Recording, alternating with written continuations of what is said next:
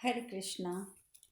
इस प्रकार का गुंजार करते हुए सभी महाराज धृतराष्ट्र के पास गए। युधिष्ठिर बोले, मैं भरतवंश के समस्त गुरुजनों से वन में जाने की आज्ञा चाहता हूँ। बड़े बूढ़े पितामह भीष्म, राजा सोमदत्त, राजा वाहिक, गुरुवर द्रोण और कृपाचार्य, अश्वत्थामा, अन्याय निपृतिगण, विदुर जी, राजा धृतराष्ट्र, उनके सभी पुत्र, युयुत्सु, संजय और दूसरे सब सदस्यों से पूछकर सबकी आज्ञा लेकर वन में जाता हूँ। फिर लौटकर आप लोगों का दर्शन करूँगा। वैशंपायन जी कहते हैं, राजन, युधिष्ठिर के इस प्रकार पूछने पर सब कौरव लाज के मारे सन्न रह गए, कुछ भी उत्तर ना दे सके। उन्होंने मन ही मन उन बुद्धिमान युधिष्ठिर के कल्याण का चिंतन किया। विदुर जी बोले, कुंती कुमारों, राजपुत्री आर्या कुंती वन में जाने के लायक नहीं है। वे कोमल अंग वाली और वृद्धा हैं, सदा सुख और आराम के ही योग्य हैं, अतः वह मेरे ही घर में सत्कार पूर्वक रहेंगी। यह बात तुम सब लोग जान लो। मेरी शुभ कामना है कि तुम वहां सर्वदा निरोग एवं सुख से रहो। पांडवों ने कहा, बहुत अच्छा, ऐसा ही हो। इतना कहकर वे सब फिर बोले, अनग, आप जैसा कहें वे जैसी आज्ञा दें वही शिरोधार्य है। आप हमारे पितृव्य अर्थात पिता के भाई हैं, अतः पिता के ही तुल्य हैं। हम सब भाई आपकी शरण में हैं। विद्वान, आप जैसी आज्ञा दें वही हमें मान्य है, क्योंकि आप हमारे परम गुरु हैं। महामते, इसके सिवा और कुछ भी हमारा जो कर्तव्य हो हमें वह भी बताइए। यह सुनकर विदुर जी बोले, भरत कुल भूषण युधिष्ठिर, तुम मुझसे ये जान लो कि अधर्म से पराजित होने वाला कोई भी पुरुष अपनी उस पराजय के लिए दुखी नहीं होता। तुम धर्म के ज्ञाता हो। अर्जुन युद्ध में विजय पाने वाले हैं, भीमसेन शत्रुओं का नाश करने में समर्थ हैं, नकुल आवश्यक वस्तुओं को जुटाने में कुशल हैं, सहदेव संयमी हैं तथा ब्रह्मर्षि धौम्य जी ब्राह्मण वेदताओं में शिरोमणि हैं, एवं धर्मपरायणा द्रौपदी भी धर्म और अर्थ के संपादनों से कुशल है। तुम सब लोग आपस में एक दूसरे के प्रिय हो। तुम्हें देखकर सबको प्रसन्नता होती है। शत्रु तुम्हें भेद या फूट नहीं डाल सकते। इस जगत में कौन है जो तुम लोगों को ना चाहता हो। भारत, तुम्हारा ये क्षमाशीलता का नियम सब प्रकार से कल्याणकारी है। इंद्र के समान पराक्रमी शत्रु भी इसका सामना नहीं कर सकते। पूर्व काल में मेरु सावर्णी में ने हिमालय पर तुम्हें धैर्य और ज्ञान का उपदेश दिया है। वारणावत नगर में श्री कृष्ण द्वैपायन जी व्यास जी ने, भृंगु पर्वत पर परशुराम जी ने, दृष्टद्वितीय के तट पर साक्षात भगवान शंकर ने तुम्हें अपने सदुपदेश से कृतार्थ किया है। अंजन पर्वत पर तुमने महर्षि असितक का भी उपदेश सुना है। कलमशी नदी के किनारे निवास करने वाले महर्षि भृगु ने भी तुम्हें उपदेश देकर अनुग्रहित किया है। देवर्षि नारद जी सदा तुम्हारी देखभाल करते हैं और तुम्हारे ये पुरोहित धौम्य जी तो सदा साथ साथ ही रहते हैं।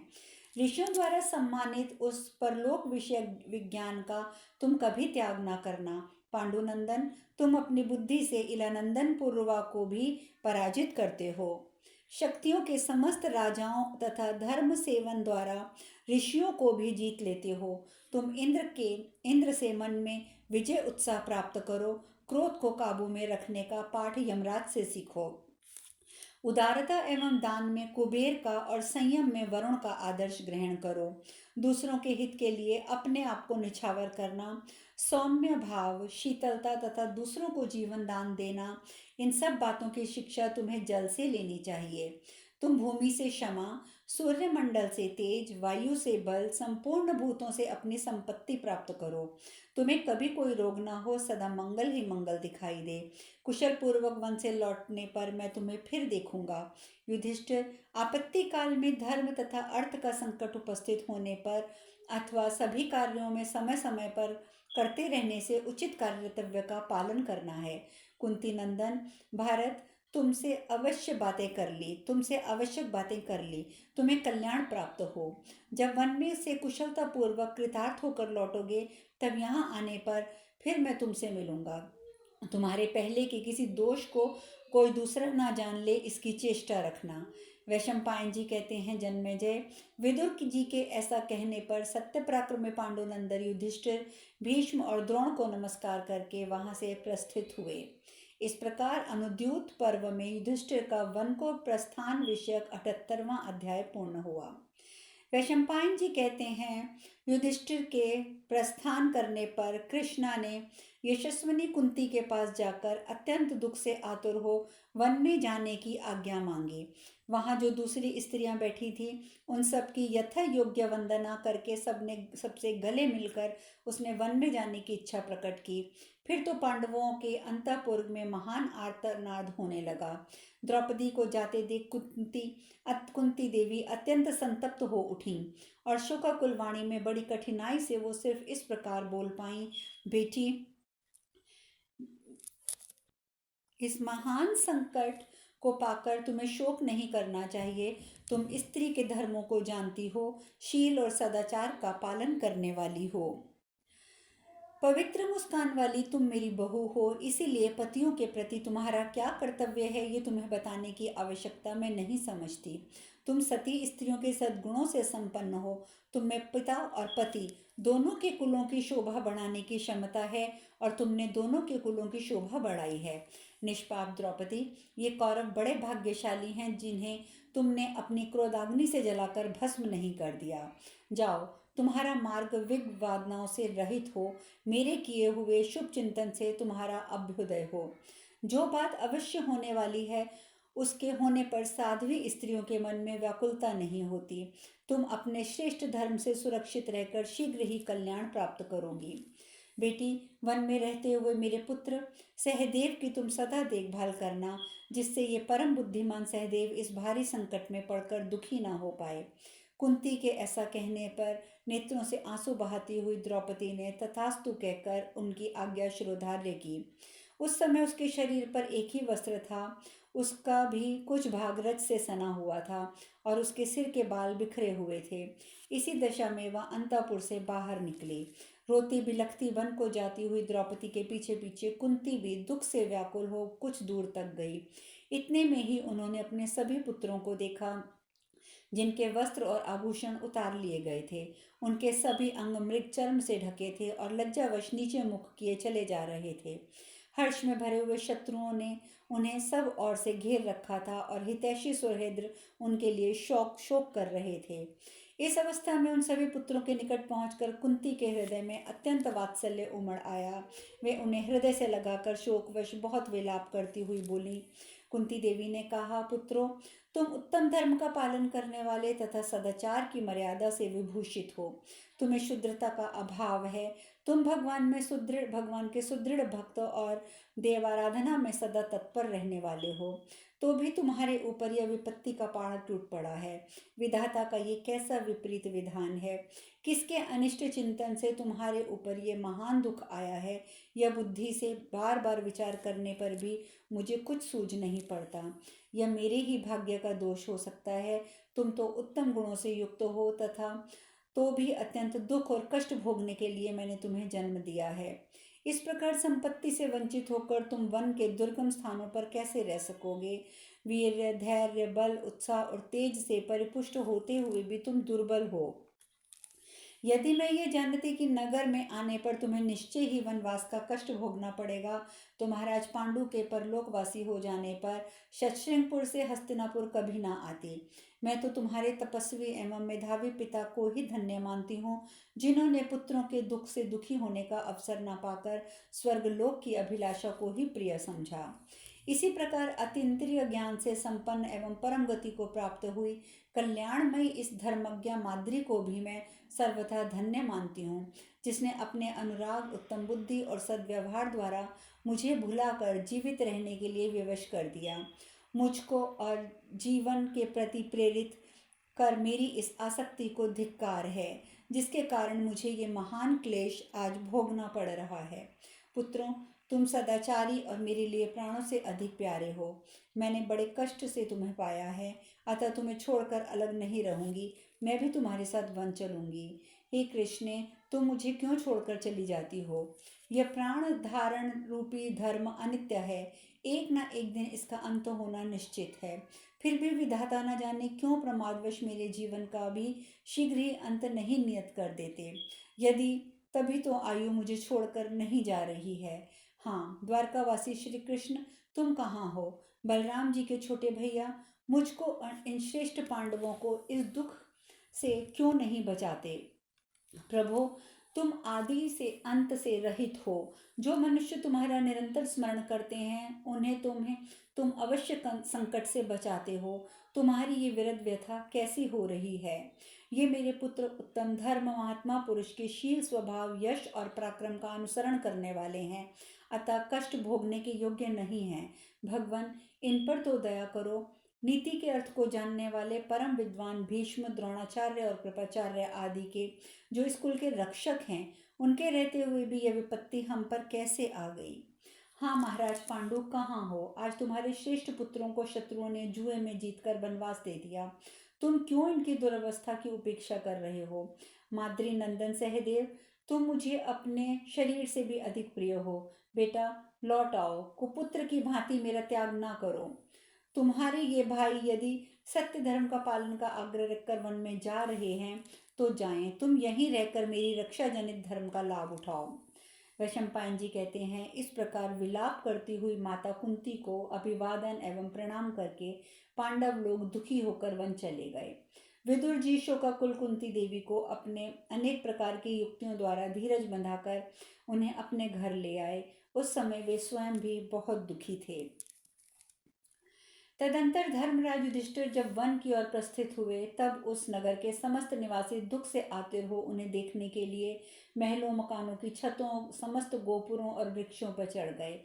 वहां से सब लोग उदास होकर उन्हें देखने लगे। उस समय सड़कें मनुष्यों की भारी भीड़ से इतनी भर गई थी, उन पर चलना असंभव हो गया था। इसीलिए लोग ऊंचे चढ़कर अत्यंत दीन भाव से पांडुनंदन युधिष्ठिर को देख रहे थे। कुंती नंदन युधिष्ठिर छत्र रहित एवं पैदल ही चल रहे थे। उनके शरीर पर राजोचित वस्त्र आभूषण नहीं थे। वे वल्कल और मृगचर्म पहने हुए थे। उन्हें इस दिशा में देखकर लोगों के हृदय को गहरी चोट पहुंची। वे सब नाना प्रकार की बातें करने लगे।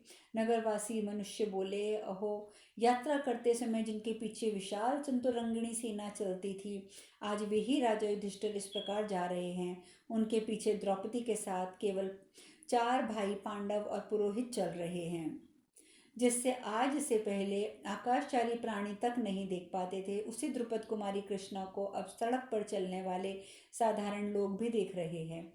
सुकुमारी द्रौपदी के अंगों अंगों में दिव्य अंगराग शोभा पाता है। वह लाल चंदन का सेवन करती थी, परंतु अब वन में सर्दी गर्मी और वर्षा लगने से उसकी अंग कांति शीघ्र ही फीकी पड़ जाएगी। निश्चय ही आज कुंती देवी बड़े भारी धैर्य का आश्रय लेकर अपने पुत्रों और पुत्रवधू से वार्तालाप करती है, अन्यथा इस दशा में इनकी ओर देखना भी उनके लिए संभव नहीं था। गुणहीन पुत्र का भी दुख माता से कैसे देखा जाएगा? फिर जिसके पुत्र के सदाचार मात्र से यह संसार वशीभूत हो जाता है, उसके ऊपर कोई दुख आए तो उसकी माता वह कैसे सह सकती है? पुरुष रत्न पांडुनंदन युधिष्ठिर को कोमलता, दया, धैर्य, शील, इंद्रिय संयम, मनोनिग्रह ये 6 सद्गुण सुशोभित करते हैं। अतः उनकी हानि से आज सारी प्रजा को बड़ी पीड़ा हो रही है। जैसे गर्मी में जलाशय का पानी घट जाने से जलचर जीव जंतु व्यथित हो उठते हैं और जड़ कट जाने से फल और फूलों से युक्त वृक्ष सूखने लगते हैं, उसी प्रकार संपूर्ण जगत के पालक महाराज युधिष्ठिर की पीड़ा से सारा संसार पीड़ित हो गया। महातेजस्वी धर्मराज युधिष्ठिर मनुष्यों के मूल हैं। जगत के दूसरे लोग उन्हीं की शाखा, पत्र, पुष्प और फल हैं। आज हम अपने पुत्र और भाई बंधुओं को साथ लेकर चारों भाई पांडवों के भांति शीघ्र उसी मार्ग से उनके पीछे पीछे चलें जिससे पांडु पुत्र युधिष्ठिर जा रहे हैं। आज हम अपने खेत, बाग, बगीचे, घर द्वार छोड़कर परम धर्मात्मा कुंदीनंदन युधिष्ठिर के साथ चल दें और उन्हीं के दुख को अपना दुख समझें। हम अपने घरों की गड़ी हुई निधि निकाल लेंगे। आंगन की फर्श खोदकर जो हमने निधि छुपाई है वह सारा धन धान्य साथ ले लेंगे। सारी आवश्यक वस्तुएं हम यहाँ से ले लेंगे। उनके चारों ओर धूल भर जाए, देवता इन घरों को छोड़कर भाग जाएं। चूहे बिल से बाहर निकलकर इनमें चारों ओर दौड़ने लगे। इनमें न जा कभी आग जले, न कभी पानी रहे, न झाड़ू लगे। यहाँ बलि वैश्व देव यज्ञ मंत्र पाठ होम और जब बंद हो जाएं, मानो बड़ा भारी अकाल पड़ गया हो। इस प्रकार ये सारे घर ठह जाएं।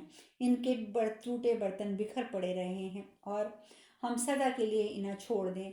ऐसी दशा में इन घरों पर कपटी सुबलपुत्र शकुनी आकर अधिकार कर ले। अब जहाँ पांडव जा रहे हैं वह वन ही नगर हो जाए और हमारे छोड़ देने पर यह नगर ही वन के रूप में परिणत हो जाए।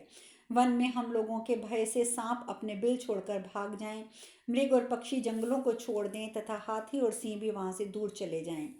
हम लोग तृण, साग, पात, अन्न और फल का उपयोग करने वाले हैं। जंगल के हिंसक पशु और पक्षी हमारे साथ में रहने के स्थानों को छोड़कर थोड़ी दूर चले जाएं।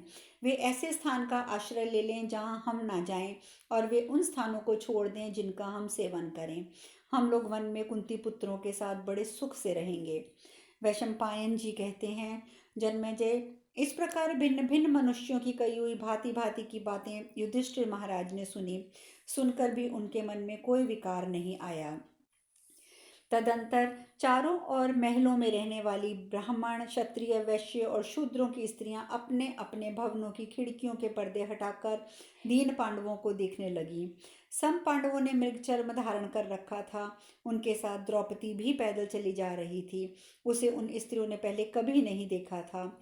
उसके शरीर पर एक वस्त्र था, केश खुले थे और वो रोती चली जा रही थी। उसे देखकर उन सब स्त्रियों का मुख उदास हो गया। वे शोभ और मोह के कारण नाना प्रकार से विलाप करती हुई दुख शोक से पीड़ित हो गईं और हाय हाय, इन धृतराष्ट्र पुत्रों को बार बार धिक्कार है ऐसा कहकर नेत्रों से आंसू बहाने लगीं।